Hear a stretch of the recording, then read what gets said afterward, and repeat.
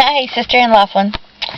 I was talking about on my last video was today being our 22nd anniversary, Wes and I, that is, and how being a best friend is more important than anything. And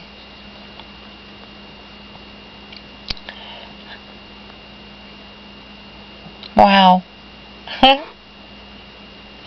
Yeah, me, the person that doesn't know when to quit talking, trying to find the right words. God gave me a special blessing. He did. He gave me a special blessing. When I first met Wes, it was on Thanksgiving Day, 1988.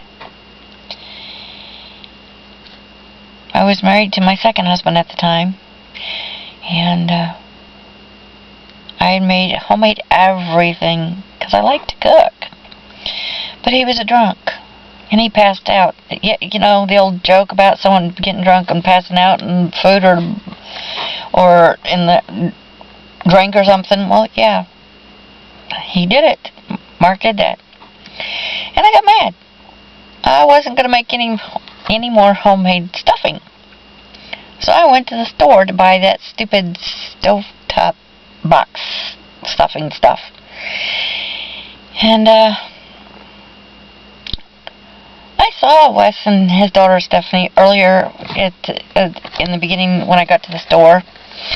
And I thought that was cute, that was sweet that this man's taking his daughter, or, well, I wasn't sure if it was daughter or granddaughter, but anyway, that he was taking the little girl with him shopping. And I went on about my business.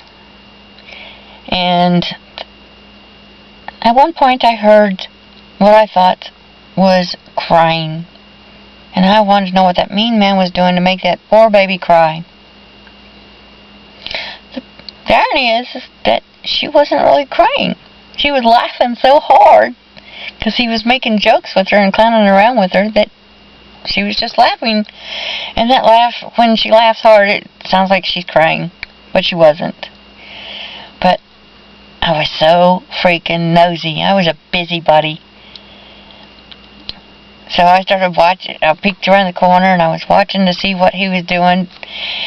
And I realized that she was laughing, and I was listening to what he was saying to make her laugh. And when I heard what he said, I snickered. I laughed too. And busted! I was busted.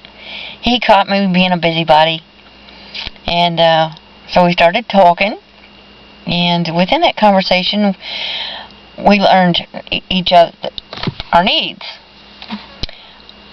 With me and Mark both being in the Navy in the same fleet, I didn't feel safe going out to sea with my son being left behind with Mark.